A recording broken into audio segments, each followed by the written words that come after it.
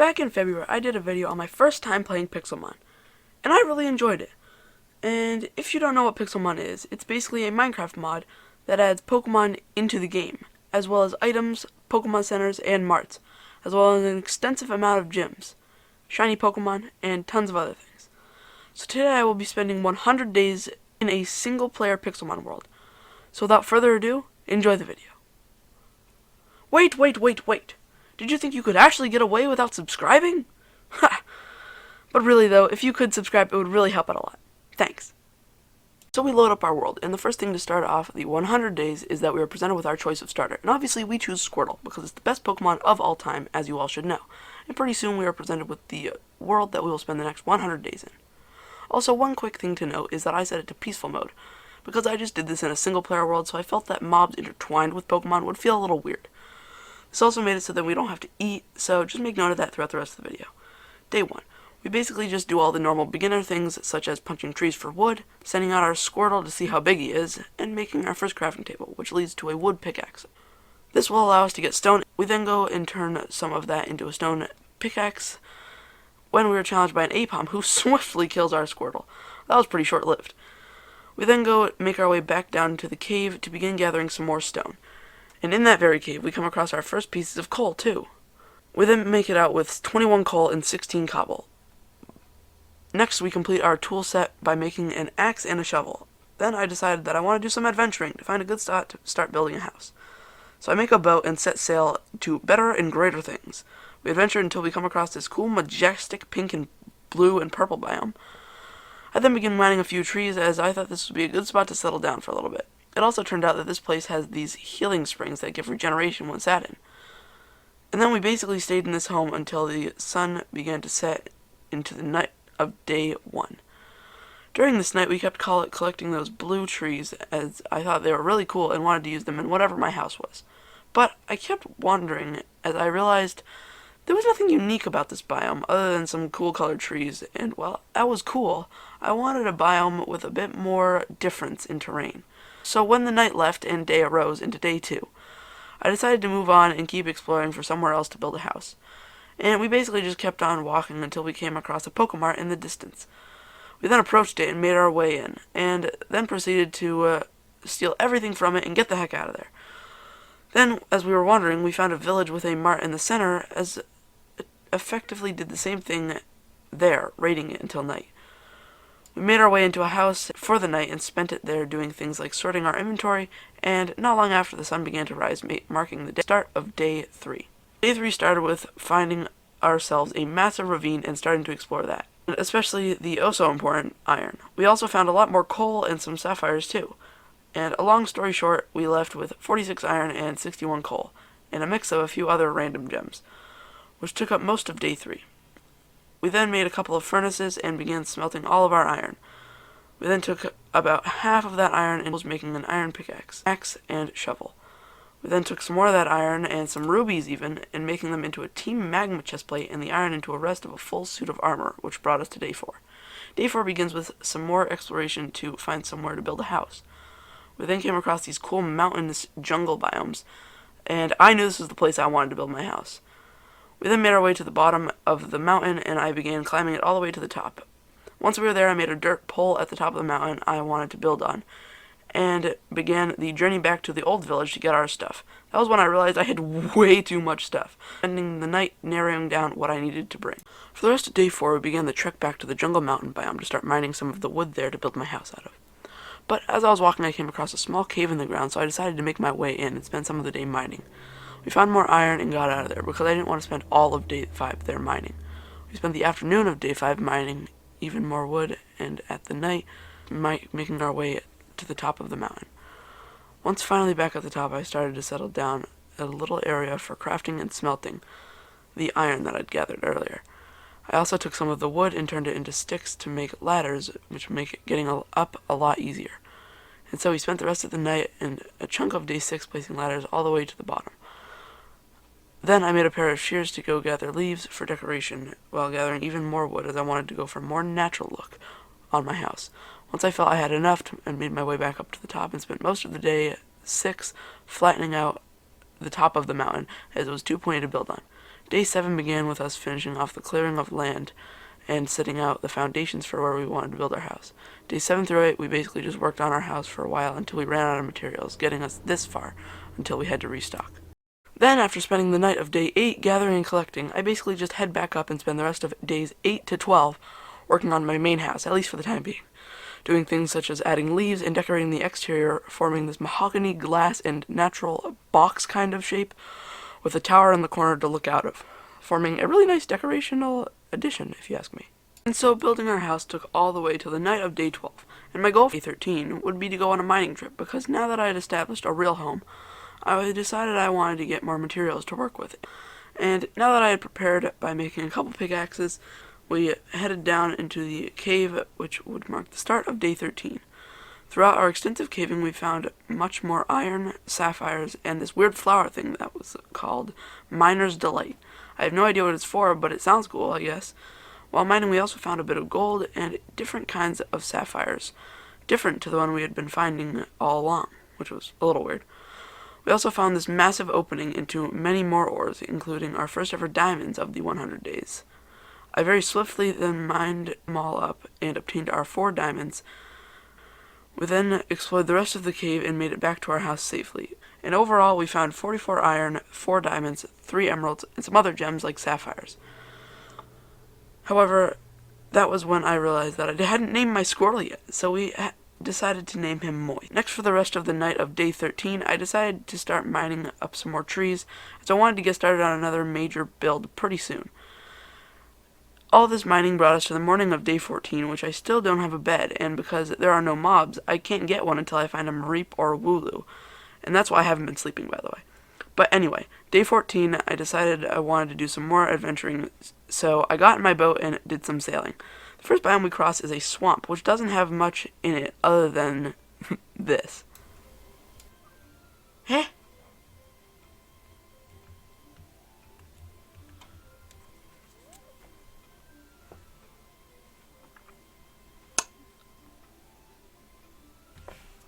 You know, generally speaking, sunflowers don't float. You know, contrary to popular belief, I know. But I don't think that, generally speaking, I would said that this was possible. You know? Just saying. Just saying. Like,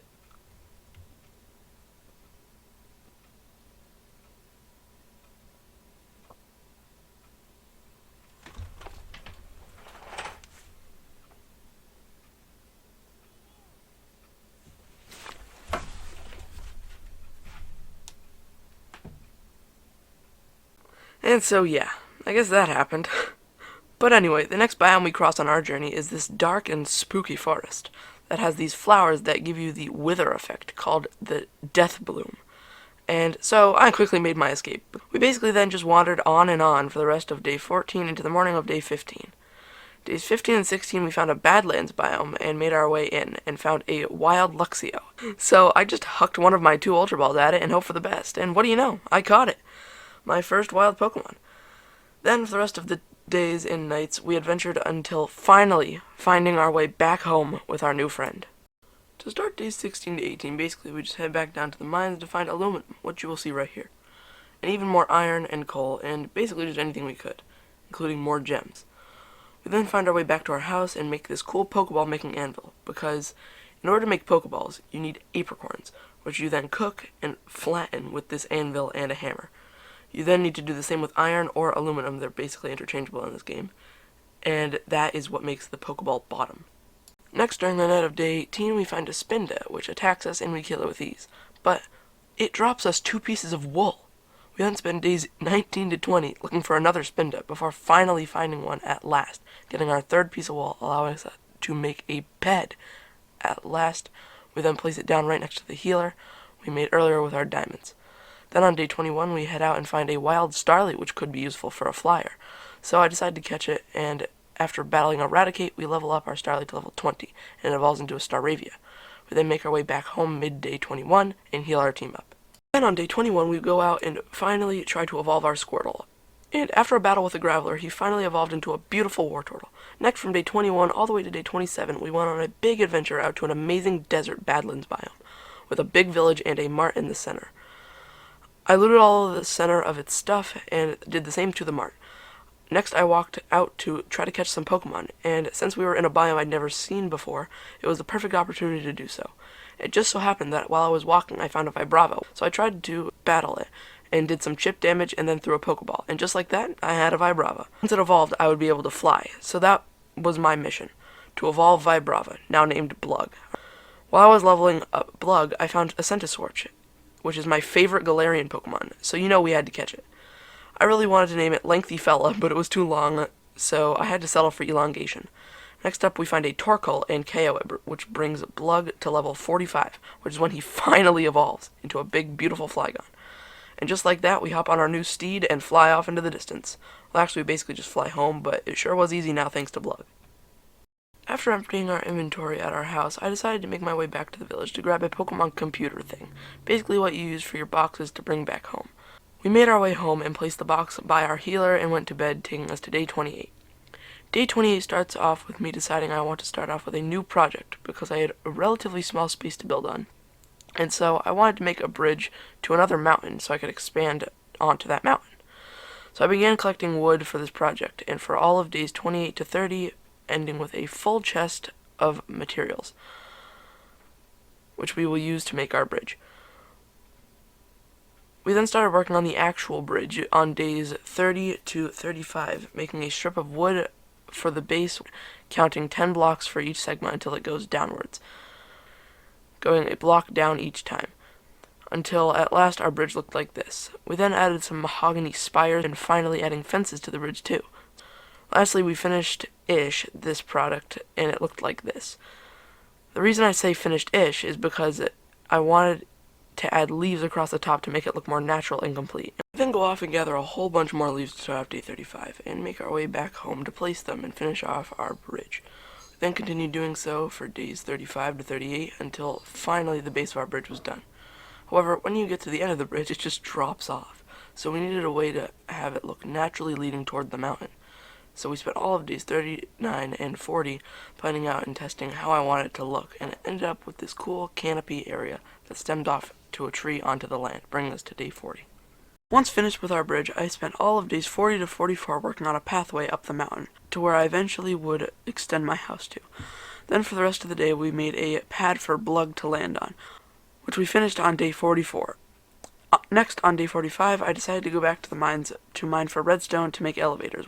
So we need to get our redstone out of the cave and make our way home and make the elevator, which we can afford 3. I then make the center of the P an elevator because I will use the inside of the mountain later, bringing us to the end of day 45. Days 45 to 50 we begin digging down by where the elevator in the middle of the P is, and we start hollowing out the center of the mountain because I want this to be my new base, or at least part of one. Once done hollowing out some of the mountain, we go to the shore and get some sand for glass. We make our way back and begin placing a massive window around the edge of our new base. Next was the floor, and I didn't want just any old floor for this. I wanted a floor of water with glass over top. So I started making the floor 2 blocks deep and filling it with water, and then we finished by placing a layer of glass on top of it. Pretty easy. And then I had the coolest floor ever. Next I started hollowing out the next floor, as I was pretty sure the top one would be a bedroom and the bottom one a storage and crafting room. So it had to be bigger. And pretty soon later, it was all hollowed out, and I even added this cool tube of water that led down from the pool of water under the floor from the floor above. I then finished the day by expanding the base a bit more before the night of day 50. To start off days 50 to 52, we began by adding the wood parts and walls surrounding the bottom floor. I then made and found a spot for the chests and some crafting tables just to feel out the room and space out the rest of it optimally. I then decided I wanted some natural light, so I began hollowing out the rest of the room the same way I did the one above. I wanted glass and everything to match, so I did this for the rest of days 52 to 54, and once finishing the ceiling, walls, and windows, we finally had a big room to work with. Then on day 55, I decided to swallow the pill that was organizing and labeling with item frames all the chests I brought down there, which took till the end of day 55, and honestly, I didn't even finish it. I then woke up on day 56 and realized that we were running out of iron and coal, so I decided to head back down to the caves and really go all in on exploring some of them. I found iron and a lot of it, and even some more diamonds. We then explored the caves from days 56 to 58 and made even a dedicated tunnel down to this new cave system so it would be easier to get down and back quickly. We made it back home and dumped all of our rewards into a chest, and I decided to work on a better smelting system of 5 furnaces with hoppers that would lead into one chest to smelt all of these ores easily, of which we worked on from days 58 all the way to 61 until finally I got it working. Then on days 62 and 63, we started working on decorating our room a little bit more, adding things like finding a place for crafting tables, putting down some anvils, and making a diamond hammer to save us some time, and making a fossil cleaner, and this thing called a mechanical anvil, which is used to make Pokeballs faster. Next, on day 64, we went to the nearby village and totally trashed the mart and center for decorations for our base. We made it back by the night of day 64 and slept till the morning of day 65. The first thing we did once we got back was use the carpet from it to make a Pokeball shape around the elevator. We then made some bookshelves to decorate the small parts of the room with. We continued decorating the small parts of the room until it was mostly done, which took us to the end of day 66. Next, on days 66 to 70, I decided to head back down to the mines, because remember that smelting system from before? I had used almost all of my iron on the hoppers for that. So we began mining up anything I could, and left with over a stack of iron and multiple stacks of coal, as well as some silicon and crystals, which are used to make the evil team outfit. So I made myself the plasma armor, which is actually better than iron, and admittedly it looks a little bit weird, but it protects me, so it's fine. We then went to bed and woke up on day 71. Day 71 started off with me deciding to adventure to find some more Pokemon. The first biome of note we came across was a plains biome, which is where Zoroark and Zorua spawn at night.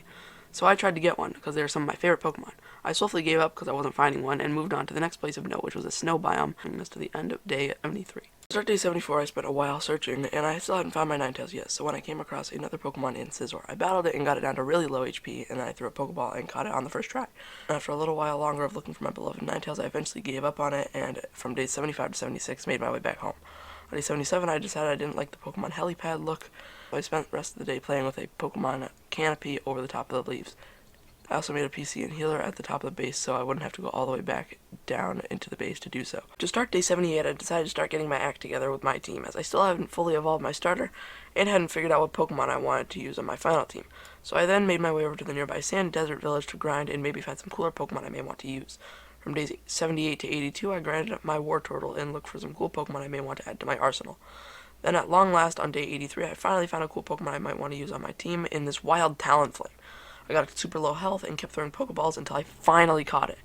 Then on that same day, after a battle with a Fletchinder, I leveled up my Moist to level 36, and he also evolved, at long last, into a big and beautiful Blastoise, learning Flash Cannon in the process. Then on day 84, we made our way back home to organize my team and figure out what our final team would look like when this happened. Oh shoot! Oh my god, I hate everything. My bed!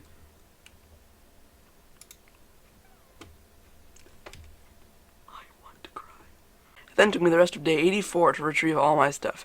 Once I got almost all of it back, including my armor, which was the most important to me, I then spent the rest of that night and day organizing my team and coming up with the final team of our Blastoise, Luxray, Corvisquire, Talonflame, Flygon, and Centiskorch.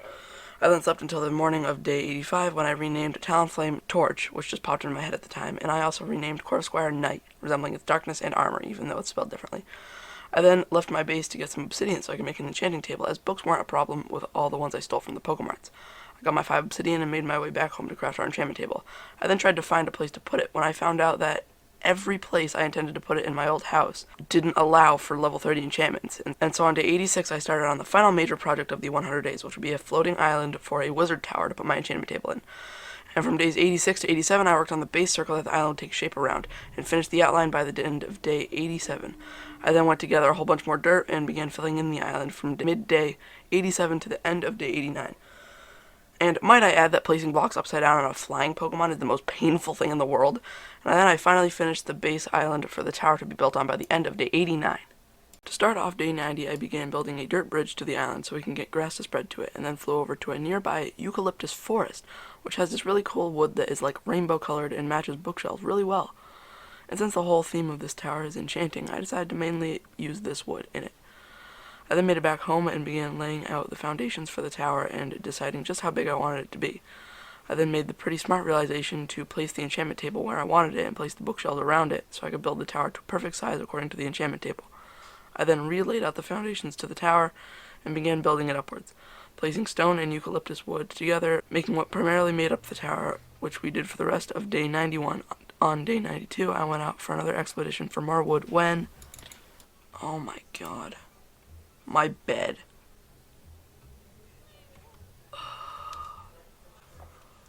This is a situation I have been in many a time before. I then spent all of days 92 to 94 getting back and trying to find my stuff, and I just couldn't find it, so I got back home and counted my losses, which was basically just my armor, and made a whole new set of tools. I then worked from days 94 all the way to 98 on the base tower, and finally got it to a point I liked. This left me with only the roof, in which we started on day 98, and I wanted to do a similar roof to the one in my first house, just more upscale. And pretty soon I had finished the outline of the roof, and just had to fill it with leaves, of which I had to get a ton of. I made my way back with my leaves and finished off the roof of the house on day 99. And for the rest of the day, I added leaves around the sides of the tower to add a nice overgrown look to it. And the tower looked nice, but there was still something missing, so I added these floating torches to add an enchanted look to it, and even built up a roof a little bit more to add some depth to it. And finally, the tower looked how I wanted it to, from the outside at least. The inside still looked like this, so I replaced the bottom floor with leaves and added elevators to go up 2 more floors, and even made some fences to put around the top of the tower. When at last I stepped back to look at the tower on the final day of the challenge, day 100. That is it. 100 days in PIXELMON. As the sun sets, thank you all so much for watching. If you are watching this on YouTube after the fact, then yes, make sure to subscribe. I stream every weekday. I had an absolute blast recording this, and absolutely let me know if this video does well, and if all the support is a lot, then make sure to, subscribe. It means an absolute world to me. I will end up doing a 100 days to 200 days of this world if there's a lot of support and there's demand for it. But overall, that is going to be it for this world, ladies and gentlemen.